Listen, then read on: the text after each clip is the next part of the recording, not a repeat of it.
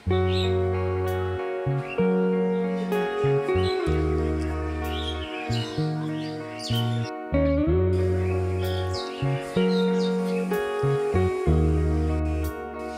দর্শক, এই নভেম্বর মাসে জামরুল গাছে 5টি টিপস অ্যাপ্লাই করবেন। আপনাদের প্রতিটি জামরুল গাছে ফলন হবে 5 গুণ। বহু ক্ষেত্রে আমাদের গাছ ভরে কিন্তু ফুল আসে, অনেক সময় আবার সে ফুল ঝরেও যায়। 5 থেকে 10টি জামরুল হওয়া কিন্তু অসম্ভব হয়ে পড়ে। কিন্তু আজকে এমন একটি পদ্ধতি, এমন একটি পরিচর্যা নিয়ে আলোচনা করব, যা আপনাদের গাছে 5-10টি নয়, গাছ ভরেই কিন্তু ফলন আসবে আর সময় মতো ফুল আসবে। জামরুলের সাইজ এবং আকারে হবে আকর্ষণীয়। তো দর্শক, আসুন ভিডিওটি কন্টিনিউ করা যাক। আমাদের পরিচর্যার প্রথম ধাপ হবে ভালো মানের একটি খাবার। নভেম্বর মাস, বিগত বর্ষাতে কিন্তু তেমন পরিমাণে খাবার ব্যবহার করিনি। আমাদের খাবার যদি পারফেক্ট না হয়, সেক্ষেত্রে ফলন পারফেক্ট হবে না। তাই পরিচর্যা শুরুতেই আমাদের এমন একটি মিশ্র সার গাছের গোড়ায় দিতে হবে এবং গাছে স্প্রে করতে হবে। যে সারটি, যে খাবারটি আমাদের গাছে প্রচুর পরিমাণে এনার্জির সঞ্চার করবে, গাছকে রাখবে শক্তিশালী এবং ফুল এবং ফল নিয়ে আসার উপযোগী। ধরুন আমাদের টব যদি এমন 20 ইঞ্চি হয়, সেই 20 ইঞ্চি টবের মধ্যে যদি আমরা খাবার ব্যবহার করি, সেক্ষেত্রে আমরা কিন্তু 2 থেকে 3 মুঠি খাবার ব্যবহার করব। মনে রাখবেন, মেপে 2 থেকে 3 মুঠি, অত্যাধিক খাবার ব্যবহার করব না। তাহলে সেই 3 মুঠি খাবার থাকবে এটা কি? 1 মুঠি গোবর সার, মুঠি করে 1 মুঠি গোবর সার নেবেন এবং 1 মুঠি নেবেন কাঠকয়লা পুড়িয়ে যে ছাই তৈরি হয়, সেই ছাই, 1 থেকে 1.5 বছর পুরনো। বাকি বাদ যে 1 মুঠি থাকবে, সেখানে থাকবে জৈব এবং রাসায়নিক উপাদান। প্রথমে আমি নিয়েছি 2 মুঠি জৈব খাবার। এখানে কাঠকয়লা পুরনো ছাই রয়েছে এবং গোবর সার রয়েছে। দর্শক, গোবর সার এবং ছাই একটু বেশি দিনের নেবেন, মানে সঙ্গে সঙ্গে আপনি ছাই তৈরি করে নেবেন সে কিন্তু হবে না। 1 থেকে 1.5 বছর পুরানো গোবর সারটাও তাই। যাই হোক, এইভাবে করে নেবেন। অনেকে আবার পাতা পচা সার ব্যবহার করি, এই সময় পাতা পচা সার ব্যবহার করবেন না, যদি করেন অল্প একটু করবেন। 2 নম্বর উপাদান হচ্ছে আমাকে নিতে হবে অল্প একটু অনুখাদ্য, জৈব অনুখাদ্য, যা গাছের নিউট্রিয়েন্ট ডিফিসিয়েন্সিকে কমিয়ে নিয়ে আসবে। পাতা ফ্যাকাশে হয়ে যাওয়া, পাতা হলুদ হয়ে যাওয়া বা আদার যে নিউট্রিয়েন্ট ডিফিসিয়েন্সিগুলো, সেগুলো কমিয়ে নিয়ে আসবে। আর তারপর নিয়েছি আমি লাল পটাশ। আপনাদের হাতে যদি 05234 থাকে, সেটাও নিয়ে নেবেন 5 গ্রাম, লাল পটাশ হলে 10 গ্রাম পরিমাণে। তারপর রয়েছে সিঙ্গেল সুপার ফসফেট, 10 থেকে 15 গ্রাম। যদি টিএসপি থাকে সেটিও নিতে পারেন 10 গ্রাম। আর 05234 নিলে ফসফেট ব্যবহার করতে হবে না। তারপর থাকবে অল্প একটু জিঙ্ক নেব মাত্র আমি 2 গ্রাম। আর সর্বশেষ যে উপাদান, সেটি হচ্ছে একটু পটাশিয়াম হিউমেট। দর্শক, পটাশিয়াম হিউমেট ব্যবহার করার কথা এই জন্য আমি বলবো, বহু ক্ষেত্রে আমাদের গাছগুলো না এইভাবে থাকে, টবের গাছ, অত্যাধিক বর্ষার জলে, বৃষ্টির জলে শিকড়ে কিন্তু সমস্যা চলে আসে। কিছু কিছু গাছ আমরা আবার রিপোর্ট করি না, হয়তো গেল বছর রিপোর্ট করেছি, এবার সম্ভব হলো না। জামরুল গাছ কিন্তু রুট বান্ডিং করে ফেলে। যখন রুট বান্ডিং করে ফেলে, রুট ড্যামেজ হয়ে আসে, তখন কিন্তু স্বাভাবিকভাবে গাছের গ্রোথ কমে যায়, ফলন কমে যায়। আর আমরা যদি একটু পটাশিয়াম হিউমেট ব্যবহার করতে পারি, তবে পচে যাওয়ার শিকড় তো ঠিক হবে না, কিন্তু নতুন করে শিকড়ে সারভাইভ আবার ভালোভাবে হবে। পটাশিয়াম হিউমেট পটাশিয়ামের যোগান দেবে এবং শিকড়ের যে বৃদ্ধি, সেটা কিন্তু নিয়ন্ত্রণ করবে। এর মধ্যে রয়েছে হিউমিক অ্যাসিড। যাই হোক, যদি আপনাদের হাতে থাকে আপনারা 2 গ্রাম দিয়ে দেবেন, যদি না থাকে বাদ দিন, দিতে হবে না। কিন্তু একটি ছত্রাকনাশক কিন্তু এই খাবারের সঙ্গে মিশাতে হবে। ছত্রাকনাশক অ্যাভেলেবেল, সেটি পাওয়াই যায়। আমি অ্যান্টাকোল মিশাবো, আপনারা অ্যান্টাকোল, সাপ বা আপনার মেনসার বা যে কোনো ছত্রাকনাশক অল্প একটু দিয়ে দেবেন, 2 থেকে 2.5 গ্রাম।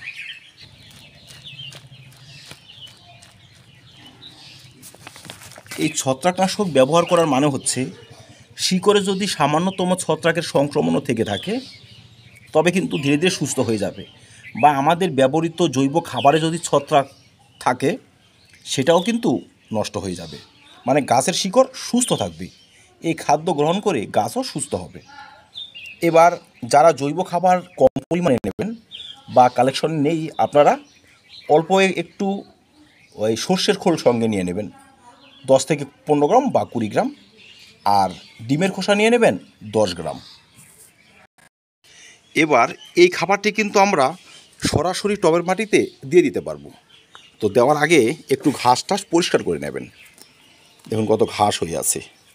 আমি জল দিয়েছি, জল দিলে মাটিটা নরম হয়, তারপর ঘাসটি তুলতে সুবিধা হয়।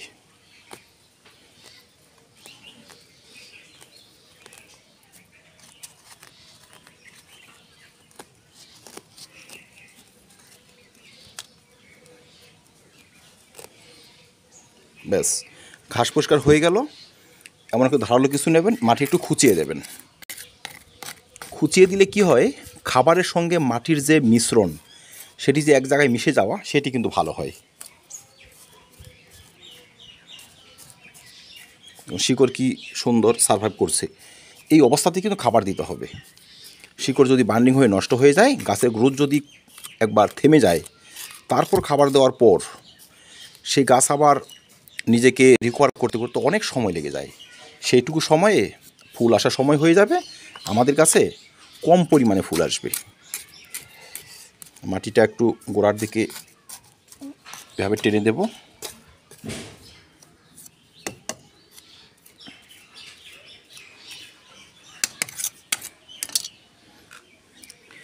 এবার এই ব্যবহৃত খাদ্য একটু আমি মেখে নিচ্ছি, চারদিকে ছড়িয়ে দেব। এই দেখুন,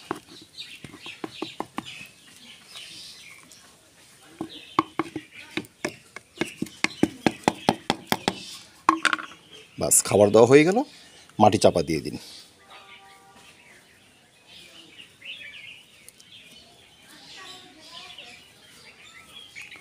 ব্যাস, এবার দিব ভরপুর জল।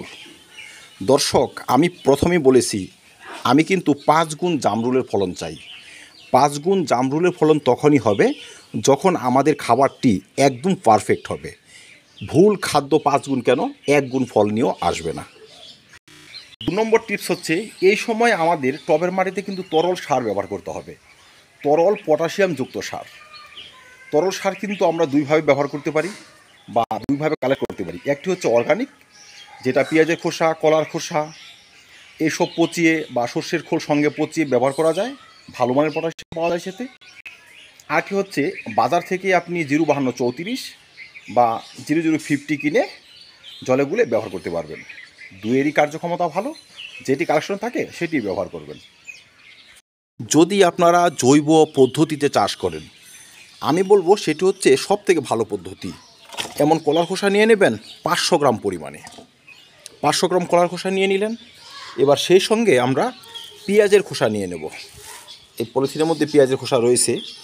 পেঁয়াজের খোসা নিয়ে নিলেন এই 100, 150, 200 গ্রাম পরিমাণে। 1 মুঠি সর্ষের খোল সঙ্গে দিয়ে দেবেন। 2 থেকে 2.5 লিটার জলে পচিয়ে নিন। আমি এখানে পোস্তে দিয়েছি, দেখুন প্রচুর পরিমাণে পেঁয়াজের খোসা। আমার সারটি তৈরি প্রায় হয়ে গিয়েছে। এইভাবে 7 দিন পচিয়ে নেব। সেখানে 5 থেকে 6 গুণ সাধারণ জল মিশিয়ে সেকে জামরুলের টবে শুধু ঢেলে দেব। এবার আমাদের প্রশ্ন থাকতে পারে কতটা পরিমাণে ঢালবো। ততটা পরিমাণে ঢালবো যতটা ঢালার পর মোটামুটি সম্পূর্ণ মাটি খাবারে ভিজে যায় বা ড্রেনেজ হোল দিয়ে কিছু সার বেরিয়ে যায়। নভেম্বর মাসের মধ্যে কিন্তু আমাদের কঠিন খাবার একবারেই দিতে হবে, তরল খাবার 2 বার দিতে হবে। ডিসেম্বর মাসে আমরা তেমন খাবার ব্যবহার করব না। গাছ যদি রোগাটে থাকে, অসুস্থ থাকে, ডিসেম্বরের ফার্স্ট উইকে কিন্তু আপনারা তরল খাবার আরেকবার দিয়ে দেবেন। ডিসেম্বর মাসে খাবার না দিলেও জানুয়ারি মাসে অন্ততপক্ষে 2 বার এবং ফেব্রুয়ারি মাসে অন্ততপক্ষে 2 বার তরল পটাশিয়ামযুক্ত খাদ্য টবের মাটিতে দিতেই হবে। আর যখন আমরা পটাশিয়ামযুক্ত খাদ্য টবের মাটিতে ভালোভাবে ব্যবহার করব, তখনই দেখবেন এই সমস্ত শাখা প্রশাখাগুলো শক্তপোক্ত হবে, হৃষ্টপুষ্ট হবে। আর তখনই কিন্তু এই সমস্ত শাখা ভেদ করে প্রচুর পরিমাণে ফুল নিয়ে আসতে শুরু করবে। পটাশিয়ামের ঘাটতি গাছে ফুল আসতে বাধা সৃষ্টি করে। আর সঠিক মাত্রায় পটাশিয়ামের ব্যবহার গাছে যেমন অধিক পরিমাণে ফুল আসে, অধিক পরিমাণে ফলে পরিণত হয়, সেই ফল আবার ঝরবে না। 3 নম্বর টিপসটি হচ্ছে, এই সময় গাছের কিছু শাখা প্রশাখা কিন্তু আমাদের ছাঁটাই করতে হবে যদি প্রয়োজন পড়ে। তাহলে কী ধরনের শাখা ছাড়বো? এই সময় কিছু কিছু শাখা দেখবেন অর্ধমৃত মৃত অবস্থায় থাকে, সেগুলো আপনাকে কেটে বাদ দেবো। অনেক সময় বর্ষাতে শিকড়ের সমস্যা জাগে, গাছে সামান্যতম একটু ডাইব্যাক্ট লাগতেই পারে, যে শাখাটি একটু শুকনো ভাব কেটে বাদ দিব, বা অনেকটা লম্বালম্বিভাবে বেড়ে যাওয়া শাখাগুলো কিন্তু তার কাটবো বা তার মাথাটি একটু কেটে দেবো। জামরুল গাছের প্রবণতা হচ্ছে কি, মোটা ডালে ফুল আসবে, মোটা ডাল ভেদ করে ফুল নিয়ে আসবে, একদম সরু ডালের মাথায় কিন্তু ফুল আসবে না। যদি আপনাদের গাছে তেমন ডাল থাকে যেটা অনেকটা বড় হয়ে গিয়েছে, তার মাথাটি এই সময় আপনারা কেটে দিতে পারবেন। আর অসুস্থ ডাল তো রাখাই যাবে না। আমি যেমন আমার এই ডালটি দেখুন কেটে দিয়েছি, এবং গাছের এই দেখুন এই ডগাটির মাথাটি কাটা, গাছের গ্রোথকে আমি স্টপ করে দিয়েছি, এই দিয়ে কিছু ডাল কেটেছি। এবার কিন্তু আমার গাছটি শাখার জন্ম দেবে যেমন তেমন, যে সমস্ত শাখাগুলো রয়েছে তাদের কিন্তু একটু মজবুত করবে। মজবুত শাখায় সুস্থ ফুলের জন্ম হয়। ডাল ছাঁটাইয়ের পরপরই কিন্তু ছত্রাকনাশক গাছে স্প্রে করতে হবে, ক্ষতস্থানে ছত্রাকনাশকের পেস্ট লাগাতে হবে। 4 নম্বর হচ্ছে, জামরুল গাছে কিন্তু কয়েকটি সমস্যা এই সময় দেখা যায়, বিশেষ করে ছত্রাকের সমস্যা এবং বিভিন্ন পোকার সমস্যা। জামরুল গাছকে খুব ভালোবাসে যে ধরনের পোকা, এর মধ্যে একটি হচ্ছে সাদামাছি। এই দেখুন পাতার আড়ালে বসে আছে সাদামাছির বংশধররা। এরা আমাদের এ সমস্ত পাতার ক্লোরোফিল অংশ খেয়ে বা যখন ফুল আসবে ফুলকে নষ্ট করে গাছকে একদম শেষ করে ছাড়বে। এই ধরনের সমস্যা থেকে গাছকে রক্ষা করার জন্য আমরা কিন্তু এখন ভালো মানের কীটনাশক স্প্রে করে যাব।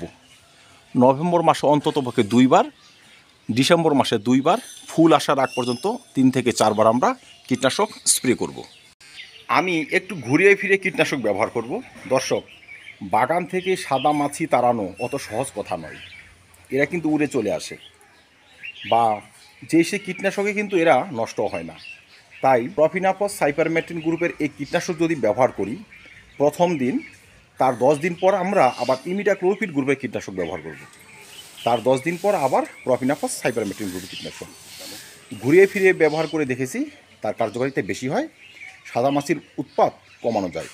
তারপর রয়েছে চোষক পোকা, মাকড়সা, এই যে পোকা বা লেদা পোকা, এই ধরনের সমস্যাও কিন্তু অনেকটা ঠেকানো যায়। আর যারা ফুল অর্গানিক চাষি, আপনারা নিম তেল এবং কাকা ঘন ঘন স্প্রে করে যাবেন।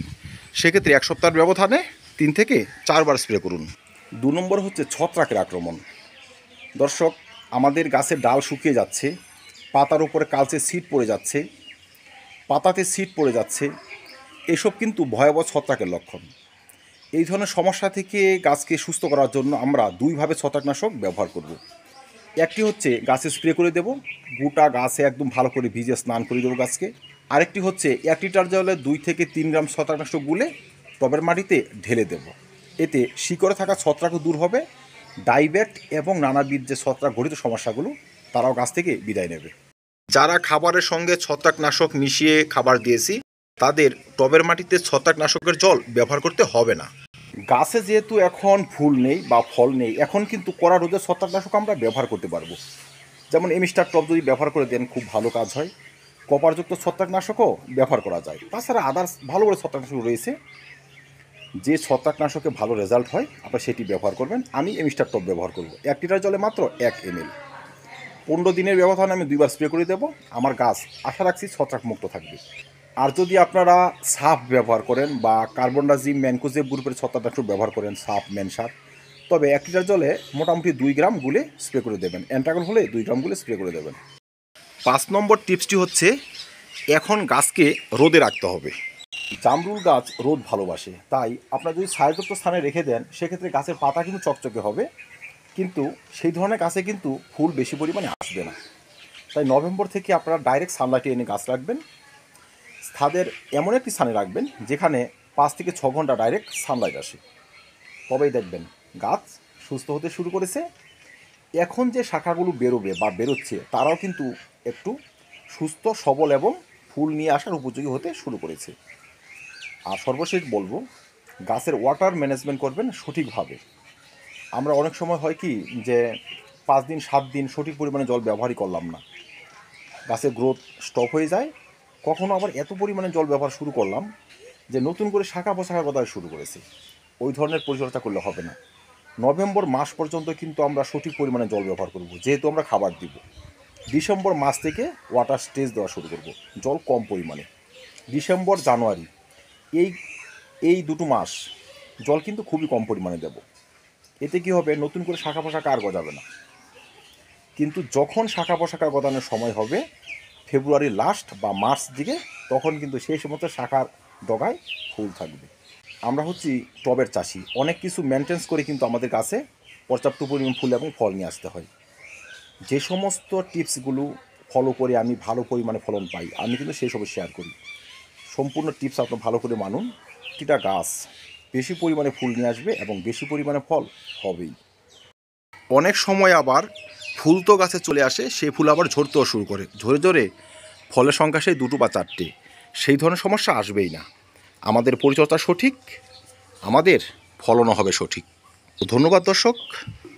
জামরুল চাষ নিয়ে আরও ভিডিও চ্যানেলে রয়েছে, সেসব দেখে নেবেন। এতে চাষ ব্যবস্থা একদম ইজি হয়ে যাবে।